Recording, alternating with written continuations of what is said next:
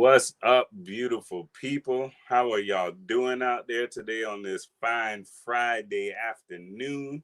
It is the last Friday in the month of May. And if you guys have been following us, y'all know that we have been celebrating the entire month of May. M for MM turned five, celebrating 5 years of service to the cannabis industry, to our communities. And we're going to keep that going here today as well. We got a couple more guests that we have that are part of the organization who we're bringing on to talk about, just what it's been like being a part of this growth that we've seen here in the industry, that we've seen from M for MM and so on. Let me also start by, saying that Roz couldn't be with us today, but she's out working on a couple other things, and we just wanted to, she'll be back with us, I'm sure, next week. But I'm holding it down today. I guess that's what my role is as the co-host. When the host can't be here, it's my job to make sure that the show goes on, right? So we're gonna keep it going today. As y'all know, Fridays we have some fire conversations. So I hope y'all ready today. I'm bringing on some of my favorite people in the space, people that are both friends, confidants, experts that I go to in the space. And so without further ado, I'm gonna go ahead and start bringing some of them up to the stage. And today in particular, I decided to bring on a couple of our board members for M for MM because, our board, we're kind of quiet. And that's partly, my fault. I haven't done a good job of, being a great cheerleader to let everybody know what a wonderful board we have. But I tell you, our organization is, very, very thankful for these gentlemen and everybody who sits on our board as well, for everything that they do, not just for the organization, but for themselves and their businesses, but for their communities as well. I think back to a couple years back, I wrote an article for LinkedIn, and I haven't written in a while, but I remember writing an article about, where are the black men in cannabis? And I always say that typically, if you want to find the black men in cannabis, go to the community because that's where they are. If they're not actively working on a project, they are in the community doing something to build some type of value for our community. So let's get to it, man. Mr. Matt Bowman, I'll start with you, brother, because you've been on the board. I think you might be our longest standing board member at this point. I have to go back and think about everybody who's on there, but you've been there almost since the very, very start. So, Matt, tell people who you are, where you are, and, kind of what you do and a little bit about your background as well. Yeah, thank you, Chairman Eric Range.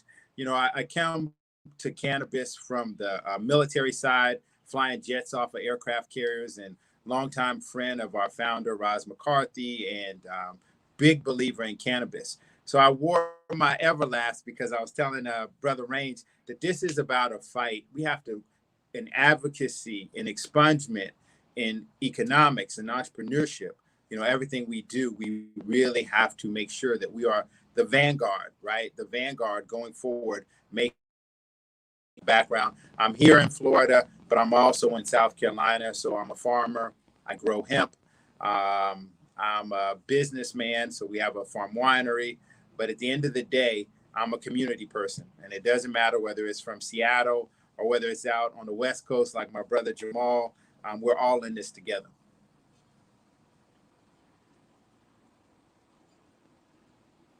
I'm muted. One thing you didn't mention, man, and I can't let that go by, your years of service to our country in the military, man.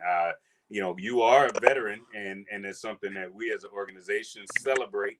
And I know that you're definitely proud of your service as well. But I want others to celebrate that too. So tell them about your service in the military. It's so many veterans in here. I mean, not only are we veterans, but we are truly combat veterans, door kickers, bomb droppers. So we come to this cannabis space with all of our veteran credentials completely checked in the box. So whether it's talking about working with the Veterans Administration, doing research on veterans and cannabis around the country, M for MM on the veteran side, Brother Leo, Brother Antoine, the sisters who are involved, we're really leaning forward to make sure that veterans have a place and that cannabis can be used as a medicine for PTSD and other things that happen as a result of serving our country. But, we bring that same fire, that same energy from the military to M4MM.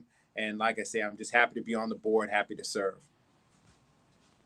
Absolutely, man. And if you need someone to fly a jet for you, holler at a brother, because we can do that too. So we do it all. Absolutely, man. Absolutely, man. Hey, listen, I'm still waiting on my invite, on the private jet. I see you from time to time. You in a group, y'all go take out the private jet. That's all right. I'm waiting on my invitation. And I want you to tell that story about our private jet situation as well. But before we do that, I want to invite Mr. Jamal Hackler, who has also been with M4MM and on our board for quite some time. He's a quiet kept secret that we have. You know what I mean? He's been doing fantastic work in the space. And then we also have another guest, and we'll get to her in just a moment. But Jamal, go ahead, introduce yourself, tell people who you are, where you are, and then we'll get into some more. Okay, I'm Jamal Hackler, man. I've been growing cannabis for over 30 years now. I'm on the West Coast out here in California, and I reside in Seattle. I started growing cannabis, when I was about 10 years old in North Carolina, just a handful of seeds, started germinating them, started figuring things out from there, and my main cause for cannabis is I want to be, a champion for cannabis and the community, like Brother Matt was saying, and be able to bring the cause forward, because there's a lot of us that are being left out of the industry. We need that social equity inclusion. We need to have diversity programs and stuff. And, I've reached out to a lot of the representatives in different states, like North Carolina's opening up. So they've got House Bill, 617. So I've already reached out to some of the constituents that, pretty much wrote the bill and proposed it to the House so it can be ratified. So I've already reached out to them, preemptively, because, I'm on the board, and I wanted to make sure that there's some inclusion for minorities in North Carolina, so we're going to be doing that. And, I'm just glad to be here. I'm excited, for the industry, and I'm excited to be a board member for M4MM, because it gives us, an ability to do things others can't, and be able to go places and say things with some serious backup, behind you. You can say, well, we like Brother Matt was saying, we've got jets, we got planes, we got door kickers, we got bomb layers, we got everything we need. But, the most important thing is that we need inclusion. So, I'm just glad to be here to be included today. So, thanks for having me, Eric. Absolutely, man. And we're going to dive into some of those stories and stuff as well, because you mentioned something I want us to talk about today as well. But, we got another guest on here. And for those of you who are just joining us, thank y'all for joining CannaTalk. We love when y'all are coming on. Make sure you hit that share button, invite other people to join this conversation. If you are a part of M4MM, or people who should be a part of them, tap them in. Make sure that they come on and check us out and join the conversation. As y'all know, we have great conversations every single week. And so we want them to be a part of it and not to miss out on it. So make sure you hit that share button. This next guest, I'm kind of biased. Like, I have to try to curb my introduction, because I gave Matt and Jamal, all right introduction. So I don't want to be biased and give this one, an even greater introduction. But Tamika Range, she's no longer a part of the M4MM board, but she is a former board member. And of course, she is my better half and wife. And so I invited her to come on as well today, because, again, we're talking about, where M4MM came from and where we are today. And she's very much a part of that conversation as well. So Miss Tamika Range, if you could, I'm sorry, Miss Attorney Range, if you could please unmute yourself and, tell us who you are and what you got. Don't get too far into things, but, tell us who you are and what you're doing. Yes, good afternoon, everyone. My name is Tamika Range. I am the other half, not the better half, but the other half of the Range household. So I am definitely a cannabis advocate. I've been in the space for about 5-6 years now. And I'm an attorney in the space. I have my own practice where I help companies and minorities that want to get into the industry navigate their way through. I'm the wife of the board chair, so I definitely serve as supporting the organization when you see him all over the place. And then I have also recently taken a role with cookies. So I'm super excited about that. I'm not going to go into the position just yet, but we'll be announcing it on social media. So I'm very excited about what 2021 has brought thus far, and to be celebrating 5 years with Minorities for Medical Marijuana. Year one was absolutely, just thinking about the year one where it was just an inception, is just an idea, and all of the grandiose things that Roz was putting on the table that she wanted to do, and to see where the organization is 5 years later. Roz is a rock star. Eric is a rock star. And just seeing what Minorities for Medical Marijuana has done over this time, both domestically and internationally, within a short amount of time, for what has been gone on. It is spectacular. So to have dope people like Jamal and Matt, I can't wait to get to the vineyard. And Jamal, your brain is just, we've had conversations before where I'm just like, wow, in terms of the genetic side. So just to have all these awesome resources and such great energy pouring in to an organization that is solely focused on minorities getting access and getting educated on this subject matter, I couldn't be any more prouder to be in line, and I feel honored to be this close to such greatness. Absolutely. So, sticking with that, because all of our guests that we brought on this month have been people who are, attached to the organization or associated with the organization. And we've asked them the question of, where were you 5 years ago? And, what was it like even before you got in contact with M4MM? And then what was your first, I guess, kind of introduction to the organization? So we'll start with you, Tamika, because I kind of know the story, but I've never heard you share it from your perspective. So I very, very curious to hear this, but go ahead. So I guess 5-6 years ago, I had, sorry, this was the introduction to the industry, is your question? Or Well, to the just organization? you Okay. personally, So, where were you 5 years ago? And then on top of that, where, what was your introduction to the organization? okay. So 5 years ago, about 5-6 years ago, Eric had started Art 420, our art company that puts on art shows and presents cannabis-inspired art in a fine art setting, in an art gallery. And we were traveling around with the art. And as we traveled and went to conferences, we realized that there were no Black people in the industry. And so when we came back, the second year we did our art show, we said, you know what, because it was an annual show.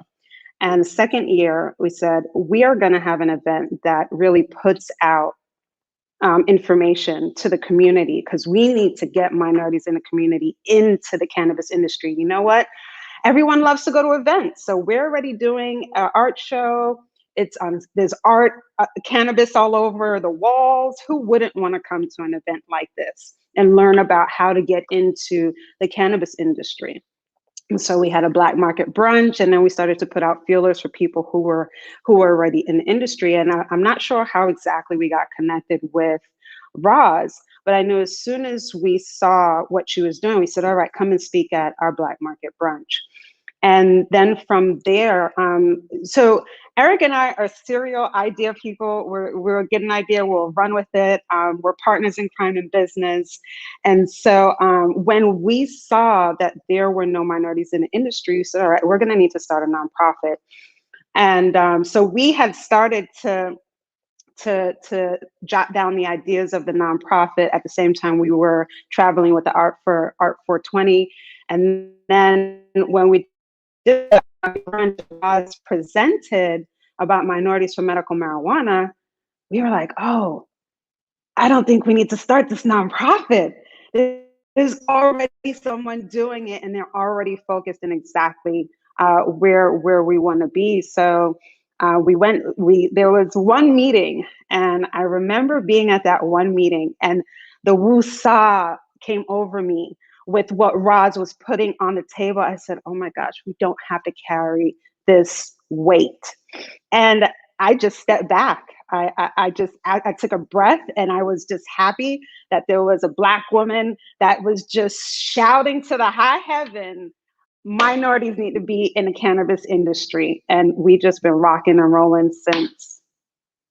Absolutely. Yeah, you're absolutely right. We had started having conversations about starting a nonprofit to educate minorities and so on. And then we met Roz and heard that vision and just saw the ball of energy that she had that was coming with it. And we were like, listen, if you're going to do that, then we just going to commit to riding your coattails and supporting you.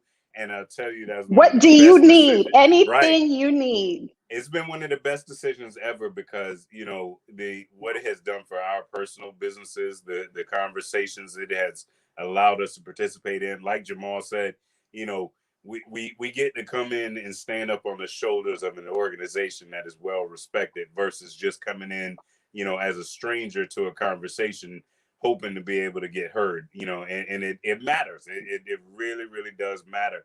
And so to that point. Matt, talk about, same question for you. Where were you 5 years ago? And what was your first introduction to the organization? And again, you being a veteran, you were, I know you were very much involved with a lot of veteran things. So talk about that. We got to unmute you. Years ago, 2015, I'll say it like this. The late, great Tupac Shakur said, even though it might seem heaven sent, America's not ready for a Black president. So President Barack Obama's term was coming to an end. And we kind of had this feeling of, where do you go from here? We just had a Black president. As much as we hope that the world would change, it hadn't. And then Roz I hear on social media that Roz is pushing minorities for medical marijuana. So I called her and I said, hey, listen, however I can help, I'll help. And then she goes, great, Matt, I'm just starting this. The only people I got is about 5 people, one of which is this guy named Eric Range. And I'm like on LinkedIn and I'm Googling you.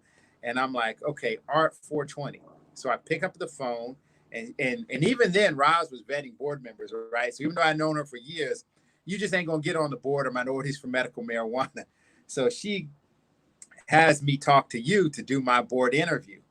And the bulk of that time we spent talking about Art 420 and the intersection of art and cannabis and really Roz's vision and how the smartest thing and the most productive thing was for all of us who had a vision and a passion in cannabis to get behind her vision, because her vision included everything I wanted to do on the veterans, everything I wanted to do for the farmers, everything I wanted to do for community, for criminal. And so I was coming to Roz from the perspective of this organization called the African American Drug Policy Coalition. And it's a group of about 500 attorneys. And so that's kind of how I connected with Roz. And look, it's just been a great ride from there. We talked earlier about aviation. My most memorable M for MM story is being in Tallahassee at the bar after we've already spent the whole day lobbying the Florida legislature to add some provisions to support minorities in cannabis, and running into who of all peoples, the attorney John Morgan for the people. And he fell in love with Roz and M for MM, and he was like, listen, I'm flying my personal private jet back to Orlando. Do y'all want to go? And Roz is like, well, I drove up here, and I'm shaking my head. I'm like, yes. And you're there too. And it's me, you. And then Roz says, yes, I'll go. And you said, yes, you'll go. And then we had our little private huddle, and they're like, okay, how are we going to get the car back? And I'm like, don't worry about the car. I got the car. Let's get on that jet with John Morgan. And so I'll never forget standing in that $1 million private terminal in Tallahassee and watching the two of you walk on board that private jet. And that's when I realized that M for MM, not just now, but M for MM forever. The team that we have, the energy, the providence, the Most High looking over for us. So anyway, that's my most memorable M for MM. Matt, it's crazy. Like I remember everything, getting on the private jet and everything. But you know what I remember most about that day? What's that? Because you're right. I felt like, us, being invited to go ride back with John Morgan on his private jet was like the icing on the top of the cake. But we had a fantastic day at the Capitol that day. And it really solidified, I think, our organization as being someone that was not just well liked, but trusted. And that goes a long way. If we were trusted by many, to where people were asking us, senators and representatives, asking us for our opinion, asking us to participate in the actual writing of legislation and so on. And I remember after that long day, we went down and we were actually meeting another one of our board members, Christian Bax, at a popular restaurant that's literally right next door to the Capitol. And we chose to sit outside that day. And I remember it was me, you, Roz, and Christian sitting at the table. And I don't know what it was about this day, but on that day, it seemed like everybody passed by our table and everybody stopped and talked to us. From Representative like Guillermo Smith stopped by that day. I remember Senator Gracie, Commissioner Nikki Freed stopped by that day. It was just like, and I remember even the wait staff and everybody else is like, well, who the hell is this? Are these people sitting at this table where all of these big shots are walking in, and before they come in to even sit down, they're stopping and having full-on conversations. There's pictures being taken.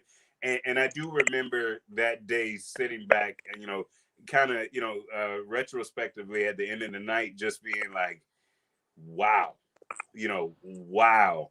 To be, and we were only at that time maybe about 2 years in, but it really showed that, like you said, that this organization is not, just, for here and now, but, for the long term, and that we can be a part of this discussion for a long period of time. So, Jamal, I'm gonna turn to you now. Same question.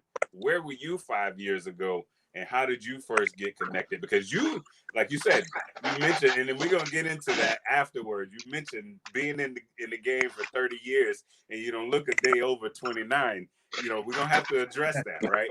But plenty of weed, right? But you've been in the game longer than any of us, and so where were you 5 years, and 5 years ago, and then what was your first connection to M4MM? Well, I was working, in California, up in Humboldt, 5 years ago, and I had saw Roz a couple times on, I think it was Forbes for 40, and I seen her in High Times magazine, a couple of different things. I'm thinking she's doing things. I kept thinking if I could only, maybe get up to her level, then maybe I can, have a better platform. One day, like you guys come out of the woodwork, like the Avengers come calling. I said, oh, they picked me.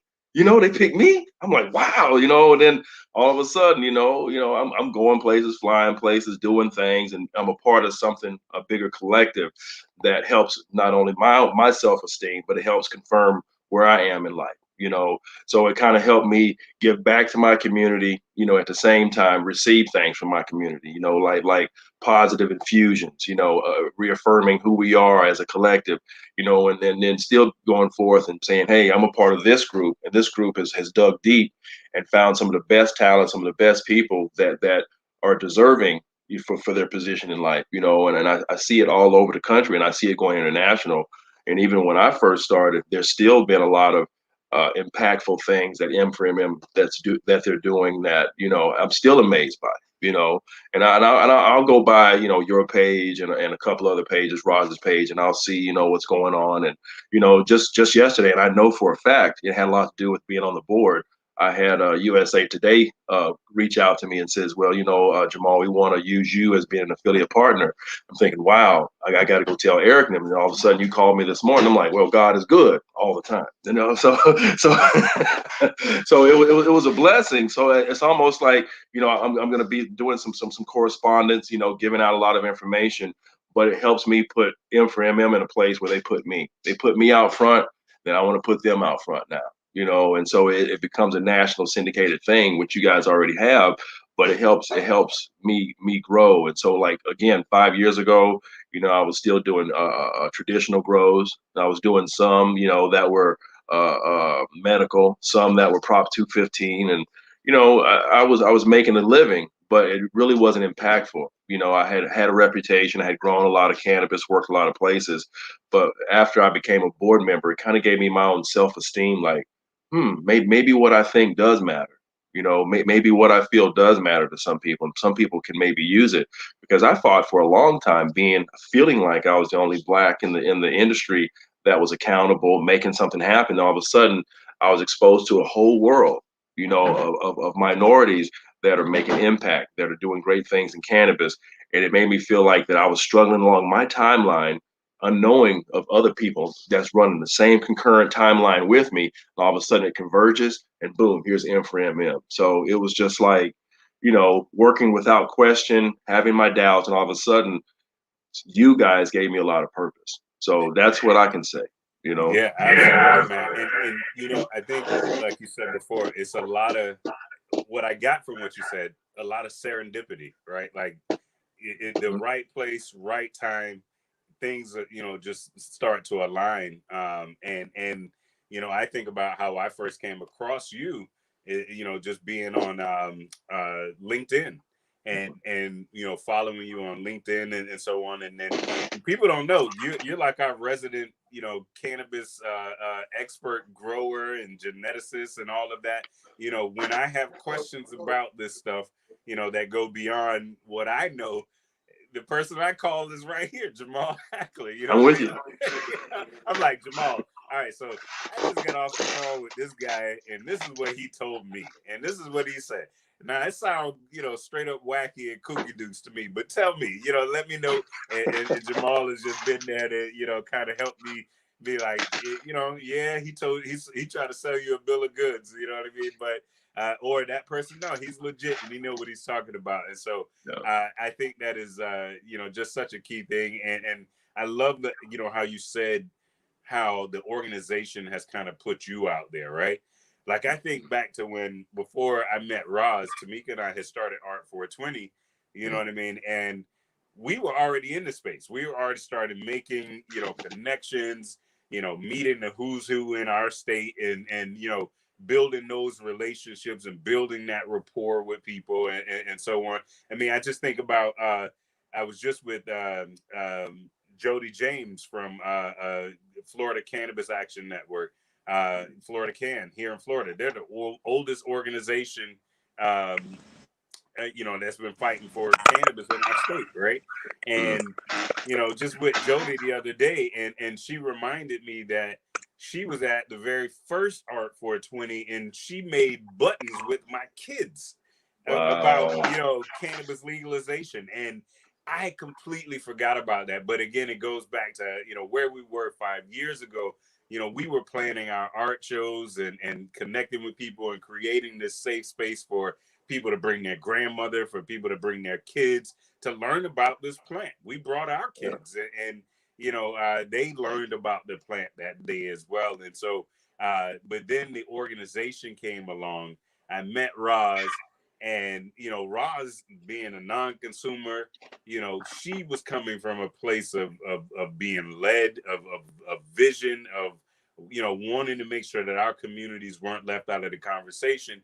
And I felt like, and I say it all the time, I tell her all the time, our hearts have always been in the right place. And I think that's why we've seen the success we have. Her coming to the space, not, being a consumer, that means you got to really get to really fight for this plant and not be a consumer of it. you gotta love some people for real, right? Like, because the stuff we go through fighting for people is not always easy. You know what I mean? It is not always easy, and you know, it's just funny how for her not to be a consumer, to have so much passion about this plant. And you know, so let's spend a few moments just celebrating Roz. You know what I mean? And Yes, just sir. the for me, and I've told her this before, I'm a student of history, right? And I study the civil rights movement. And one of my favorite characters from the civil rights movement is a lady by the name of, if you've never heard this name before, go Google her, go learn about her. A lady by the name of Ella Baker. Okay. Ella Baker is not somebody a lot of people knew about or even, quite celebrated, unless again you really studied the history. But Ella Baker was that individual who was teaching students how to participate in the nonviolent movement, teaching students how to conduct the sit-in, movement, and so on. She was the one who was like, if you were readying the troops, for this fight that we were having. And so from the time I met Roz, that's how I've always held her in that esteem, as somebody who has been ready in the troops for this fight, because this fight is just beginning and we got a long way to go. But she's been teaching and training people like myself and others how Yeah. we have to be a part of this fight, and so on. So, let's go round robin real quick and talk about, your take on Roz and who she is and her position in history, because I believe she is definitely a part of history. Well, for me, I tell you, I'm also a student of history, but I'm also a student of culture. And for American culture, you frequently talk about the Matrix, and Roz is like somebody out the Matrix. I've literally seen Roz be in two places in the same day, and I'm like, okay, that wait, how can you be in Boston and DC? I'm so confused. That is the end of the passion that she brings to this great work. And so that for me is how I put Roz in context. And when 50 years when we look back, and this plant is a part of American culture, Roz is going to be someone that young people do book reports about, and they're going to say, how in that short time was she able to do so much with so little? Because a lot of this was self-financed, especially in the beginning. This is her coming out of her pocket, going from Boston to DC, coming out of her pocket to go to the West Coast.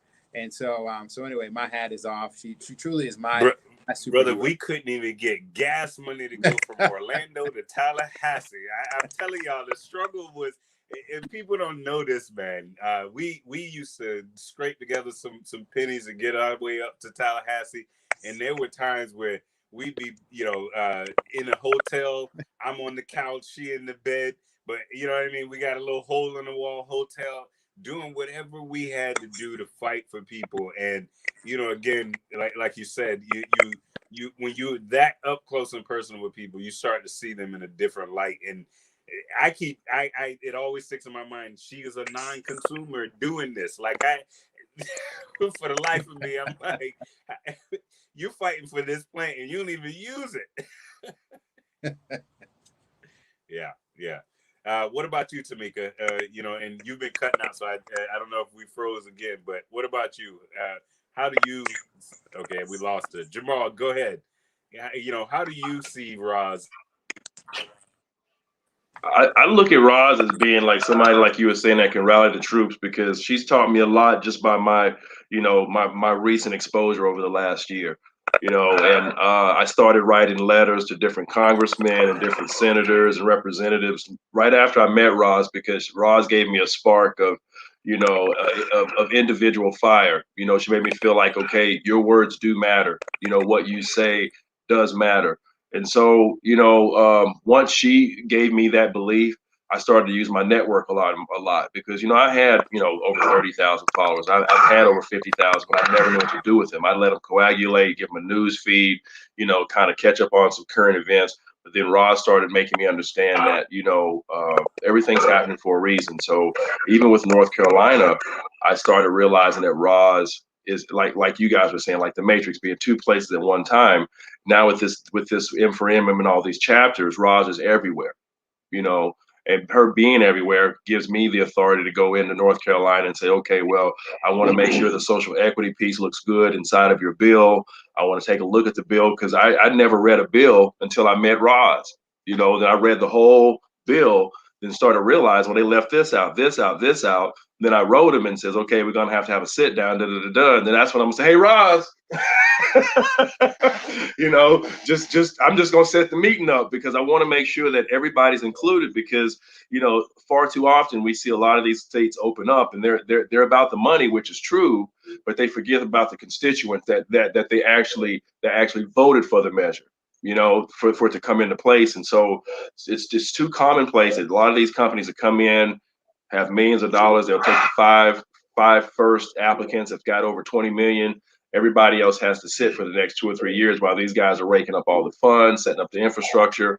With someone like Roz, I knew it was going on. She pushed me into saying, well, hey, that ain't right. You need to make sure you get in there. If you know it's happening, you see it's happening, and they're creating a generational gap of wealth. You know, that's what happened. Well, we're going to go ahead and start on Monopoly, go ahead and go around 3 or 4 times, then you get to go. We done already bought up Park Place, you know, Boardwalk, North Carolina, and all these. All the railroads too. But you go ahead, now it's your turn. You see what I'm saying? She made me understand it was like that. So that's when I started to, you know, get a little more stout in who I was working with, taking work, you know. But I still started realizing that that Roz is like a catalyst, you know, for change, for inclusion, for social equity. I mean, and so, you know, even still to this day, I'm feeling the impacts of her. And we haven't worked together maybe 6 months. I'm still working with 2 clients in Illinois, getting those guys licensed, and they're right on the verge of licensing. And eventually, through Roz, again, I'm turning those guys back into MM to become a catalyst and a push for M for MM. You know, and then eventually I want to do that for North Carolina. But as this industry matures, and as we mature with Roz and she starts giving us more information, we're going to become more super soldiers, more understood, more respected, and then we'll have that much more of an influence. So that's what I'm working on with Roz, is making sure that, you know, I'm there when she needs me, you know, and making sure that I can come through. But at the same time, we want her to remain the same. She's always been a fighter for justice. She's never looked away. She's one person that will not turn away. She will not turn. I don't care what's going on. She will not turn away. I'm one of those people that, you know, I will turn away and I come back. Oh, it's back to normal. You know, I knew what was going on. I didn't want to say anything. She's one of those people that won't turn away in this generation. So that's why I'm behind her, you know, because I believe in her a lot more than sometimes I believe in my own abilities to get stuff done. So I'm like, she's counting on me, then it gets done. And Yeah, absolutely. Yeah, go ahead. We got you back. Go ahead. Yes, I love the Monopoly reference because we play Monopoly. Can you guys hear me clearly?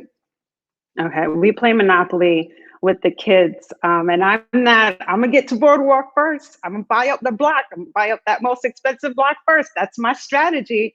And so, but with Roz, she's such a boss because she works on the social equity side with applicants that are over on Mediterranean, that are over on Oriental, that haven't even gotten past the jail.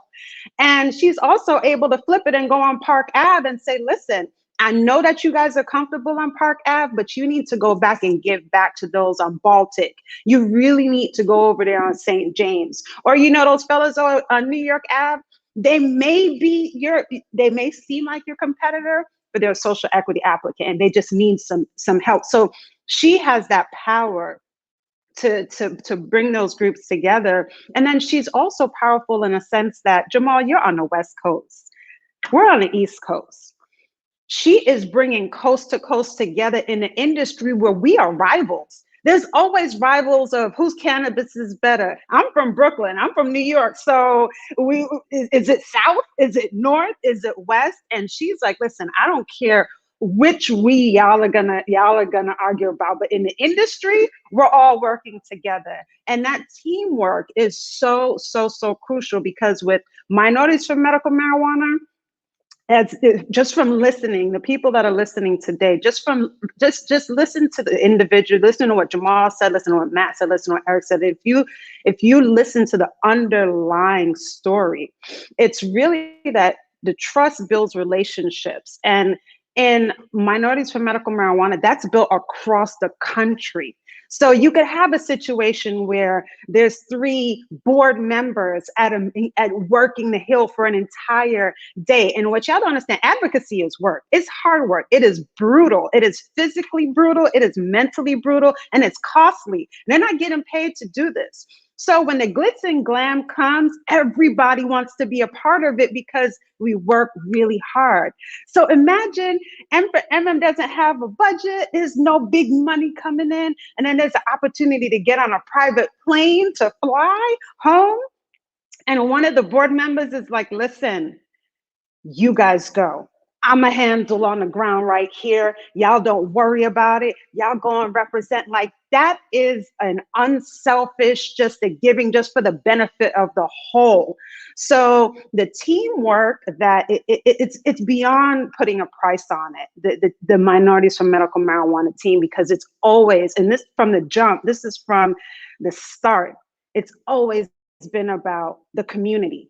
How are we doing this to benefit the community? Yes, we are individually going to benefit because of the access and where we can get into in the conversations. But when we get in those conversations, it's about the benefiting the community. And no matter where you fall in the organization, Roz is very, very clear on making sure that that is your intention. And I guess that's why when people come in and they're vetted by Eric, I wouldn't want to be vetted by Eric, and we've been together 20 years now. I am not that bad, y'all. I hear everybody telling these stories about their first phone call with me. And Ross sends me, and I'm the pit bull. I'm not that bad, y'all. But I tell you, I will tell you this, and I'm unapologetic about this. Everybody I do vet, we do have a conversation about protecting the organization, because Roz and I both see this organization as being much bigger than any one individual, including ourselves. And so we do have to have that conversation. And so, yeah, if you ever are on that other end of the phone where you've been told that you need to talk with the board chair before you can come on board, know that it's because I love this organization way too much. I have put in my blood, sweat, and tears for this. Roz has, and so many other people have. And more importantly than that, you know, again, I go back to what I told y'all, man. I'm a student of history, and I know from history that it's organizations like Minorities for Medical Marijuana that were at the table to move the needle during the 60s and during the civil rights movement. Even before the 60s and the civil rights movement, you had folks and organizations that were in place, you know, laying the groundwork so that the 60s and that civil rights movement could actually happen. And that's what M4MM is about. We are laying the groundwork for a fight that we know is not, you know, it's just getting started. We're really at the tip of the iceberg. We have not reached federal legalization yet, y'all. We got a long fight ahead of ourselves. People like to ask the question of, you know, what will the impact be of legalization? Well, I flip that question and say, well, hell, we still haven't even quite figured out or assessed what the impact of prohibition has been on communities of color. So we can't even begin to think about what the impact of legalization is going to be until we begin to unpack, you know, what has already been done. And so that's what we're here to do. We're here to set that stage.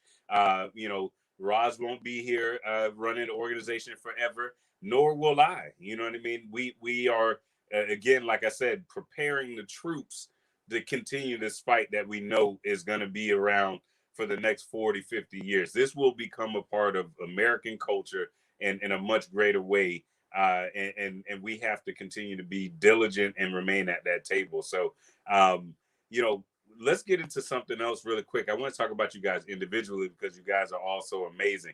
I'll start with Tamika because she's the you know, the lady on the panel today, but also because she's a former board member, and also because we have something coming up with her new role and hat that she's wearing.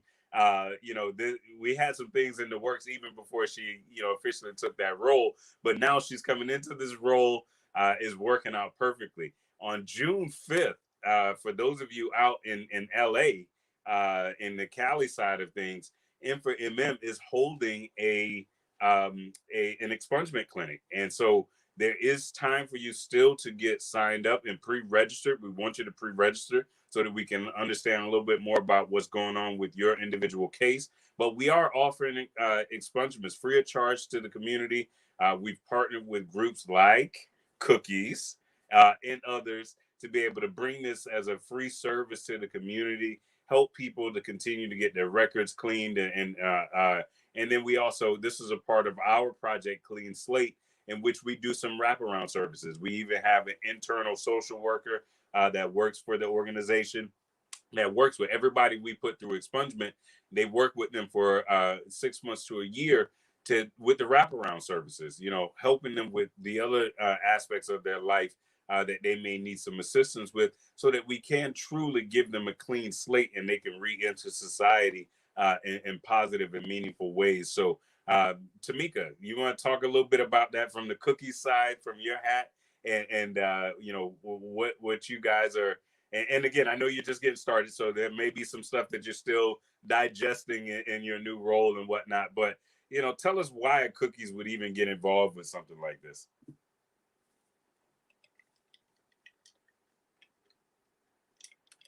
We gotta unmute you. We might have lost her again. It seems like her signal might be going in and out. So, are you still there with us, Tamika? Can you hear me? Can you hear me? All right, we might have lost her. All right, I don't know. All right, so we'll keep it moving, man. If she comes back in, we'll get some take for her. But again, for those of you who are in the LA area, definitely, we've been putting the flyers out on our social media. If you go to our Instagram, there's a link that'll take you to the website, so that you can pre-register for that.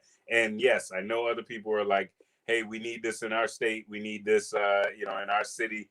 We are going to be going around the country. We've been doing quite a few expungement clinics already this year, and we got several more that we're currently planning. So sure enough, we'll be in a city or a state near you soon enough, but definitely bear with us on that. So Matt, tell us where are you right now? What do you got? What are you working on?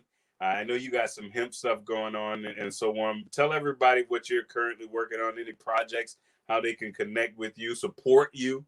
Because again, we're all business owners in this space, and we got to support one another.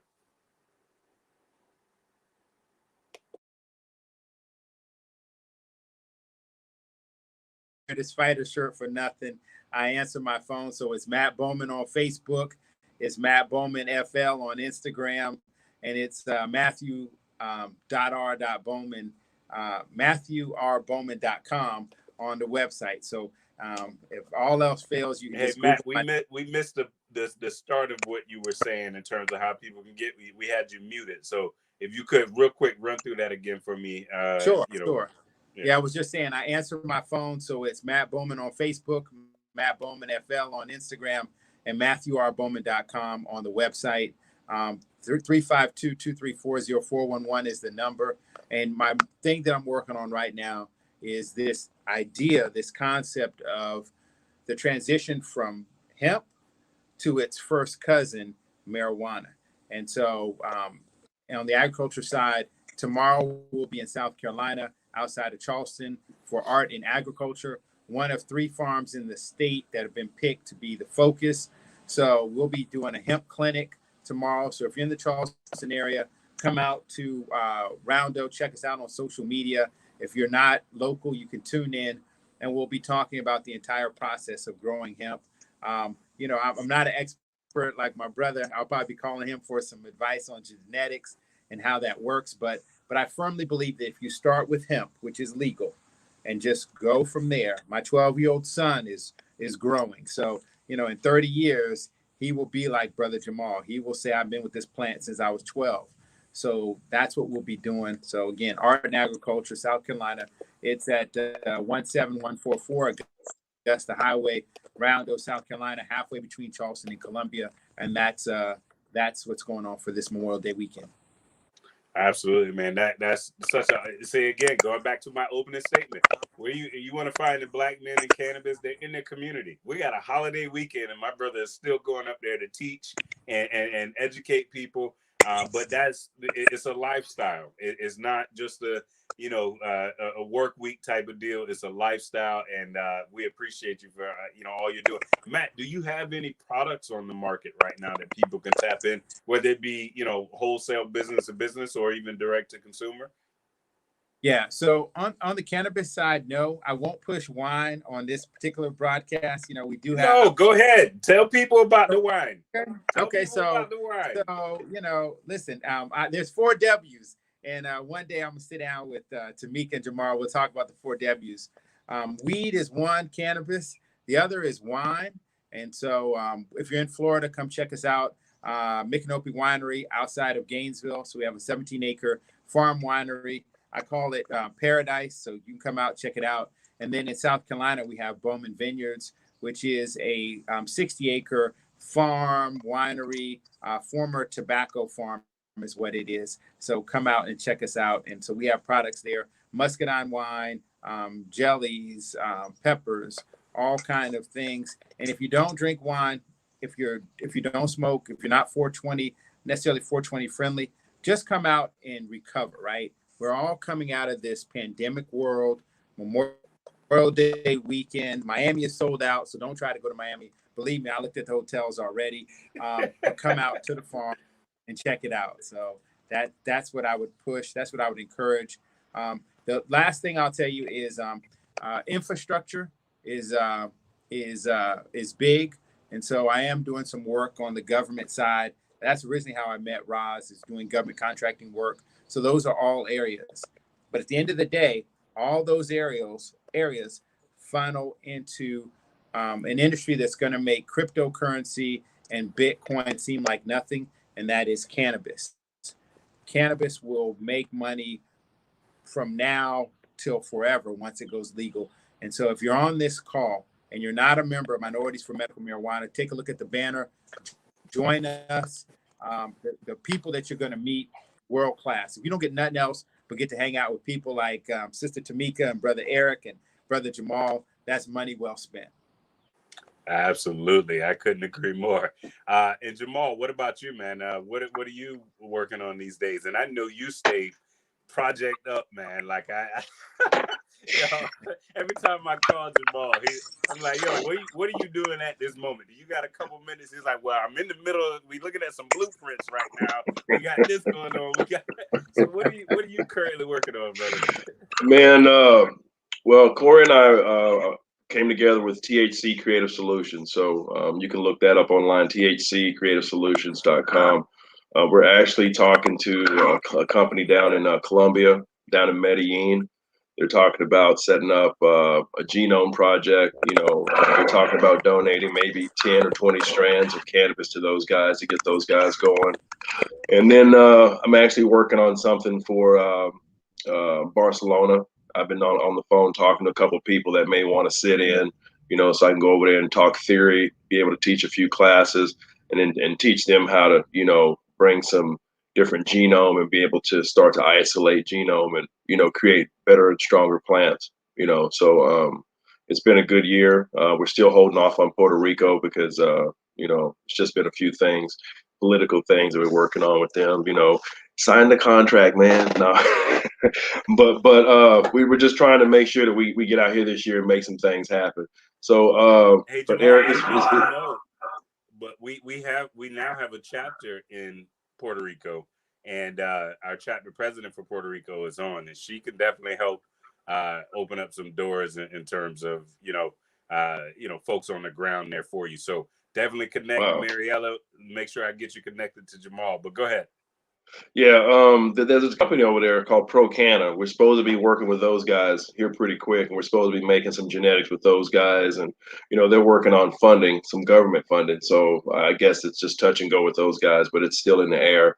But my main thing I'm working on this year is I want to get into Michigan. Because I looked at the licenses, they're only like $6,000. That's not a lot to ask. The real estate's really low. I've been doing demographical studies, so I think the next thing that I'm going to be doing is trying to get into Michigan. I don't know why, but it's been calling me heavy. Between creating new CBD or hemp genetics with these cannabis varieties. Talk to a European guy that says, well, if you start focusing, and I kind of knew already, focusing on high CBD strands with cannabis as a base strand or a base foundation to create that tissue, you know, and so some guys are still wanting to create genetics that are going to make fuel and gas and different fibers and textiles. So it'll be a busy year this year, but I'd like to be able to, sit down, with a couple guys from M4MM, and see if we Well, can't work something out. Our team there in Michigan is also strong, super strong. Simone Cason, Eric Foster are both located right there in Michigan. Very much involved with everything that's going on in Michigan. I mean, to the point where Michigan will have the first in-state cannabis stock exchange, and it was created by none other than Simone Cason, our chapter president, right Wow. there in Michigan. Eric Foster and Banks and Company. Eric Foster is now our official national director of policy. So policy guru right there, him and Banks and Company. They are essentially a lobbying arm. Let me not box anybody into anything. They are much more than that. They are a government relations firm, let's put it that way. They do a lot of things from that standpoint. So again, Michigan is a place where we have a very, very good presence and so on. So let's definitely make some connect some dots there. And Tamika, going back to you, before we get to wrap up a little bit, tell us a little bit. I know we lost you. We were talking a little bit about LA and so on. Anything you want to tell us about LA from the cookie standpoint as we get ready to wrap up?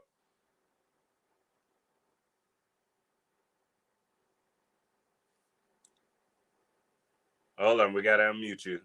I think. Can you guys hear me now? Yeah, now we can hear you. And I ain't throwing no shade, but we lost you again. Hey, Cookies, if y'all listening, boy, y'all better get some internet going out there at that facility, bro. Y'all dropping too many Zoom calls and stuff. I ain't throwing no shade. I'm just saying. They got a Tacoma location, need some help right. too. Hey, listen, y'all need some internet, yeah. Talk to the internet. I think it's shade. I think there's some shade. Well, go ahead before we lose you again. I don't know if you guys can hear me, but June 5th, come check.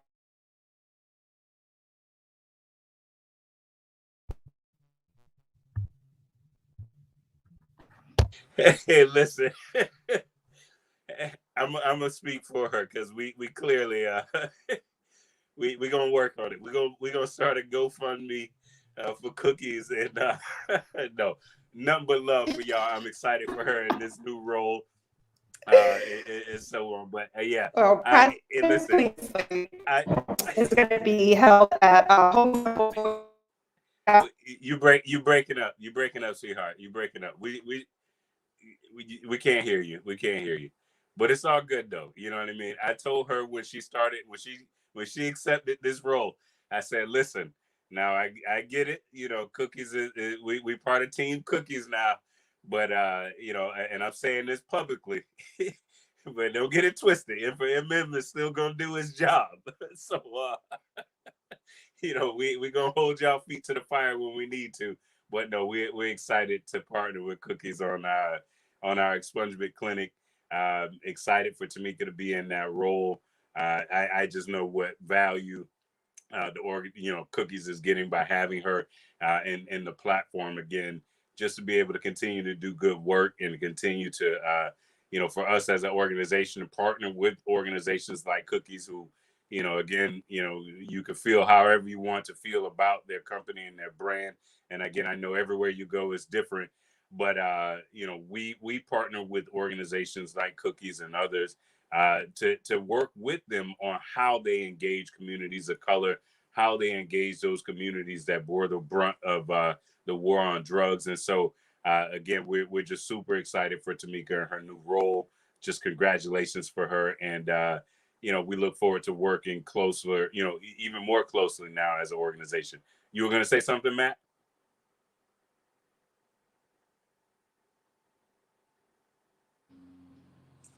No, Eric. I was just listening, and I'm talking to everything we do. I think you said at the beginning the families are in there. So I was telling the children, make sure y'all stay listening. So they were listening the whole time. So I just wanted to that's why I'm talking to them.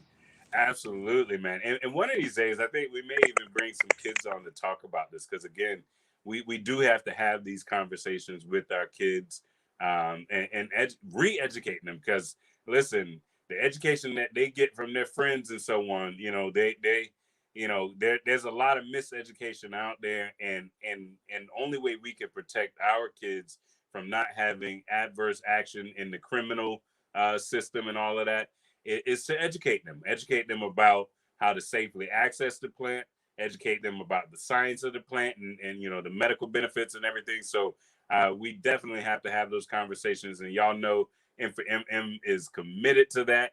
We're going to bring Tamika up one more time, but only to wave, because we're about to sign off. Now, I just want to thank everybody. Sabotage. Yeah. Thank you. Thank you for having me on. Thank you for joining us. I just want to say really quickly. Go ahead. We don't know if we can hear you, but go ahead. Really quickly, come check us out next week at the Expungement Clinic. Cookies is very, very, very committed to social equity and social justice. And I know when y'all come out and see some of the work that we're doing, y'all will jump on the Cookies bandwagon to support all of the people and community members that we have been supporting thus far, and we look forward to partnering with. So LA at the Holy Temple Church, I believe it is, but I know it's definitely in LA. Yes. Go on the M4M website, and you can definitely get the details. Hey, listen, we got that in clear. There you go. And I tell y'all another reason why y'all want to go out to LA is because you'll be able to connect with Tamika directly without the internet in between y'all. You know what I mean? You can connect with her face to face. But thank you for joining, love. Thank you, Matt and Jamal, for joining, man. Again, I appreciate y'all, brothers. Like, more than you know, we appreciate everything you do for the organization. For those of y'all who are listening, man, we appreciate you guys for tuning in every week. This has been an awesome month for us. It's been fun having all of our different people from M4MM come on and just, sharing the love and sharing this movement that we got going on. And again, if you're not already a member, we extend that opportunity to you to become a member. We have probably still, and I need to have a conversation with Roz about raising our price, but we still have probably the cheapest membership in the country for an association and organization. So definitely become a member, join, donate, all of that. And as always, tune in every week to CannaTalk with Roz. Y'all know my message to y'all every week is to go home, love on yourself, love on your family, get some rest, because come Monday morning, we got work to do. But I thank you all again for joining us, and we will see y'all again next week on another episode of CannaTalk with Roz. Thank you, y'all. Thank everybody.